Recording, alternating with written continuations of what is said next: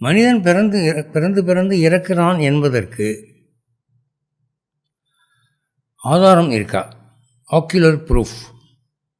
இது நிச்சயமாக ஜெயிக்கும் அப்படிங்கிற மாதிரி வாதங்கள் வைக்க முடியுமா?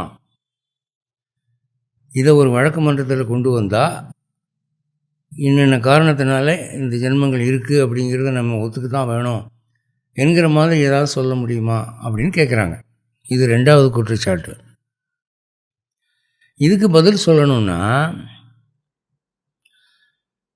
நீங்கள் கடவுளை பற்றி நாம் என்ன நினச்சிருக்கோம் அதை நீங்கள் கேட்டு பார்க்கணும். கடவுள் எப்படிப்பட்டவர் என்று நாம் புரிஞ்சு வச்சுருக்கோம். 1, அன்பானவர், கைண்ட் காட். 2, நடுவு நிலைமையானவர், இம்பார்ஷியல் காட். 3, ஃபாதர்லி காட், ஒரு தந்தையை போன்றவர். 4, காரணம் இல்லாமல் தண்டிக்காதவர். 5, நல்ல செயலுக்கு சன்மானம் அளிப்பவர். 6, தீயவர்களை தண்டிப்பவர். 7, நம் பிரார்த்தனைக்கு செவிசாய்ப்பவர்.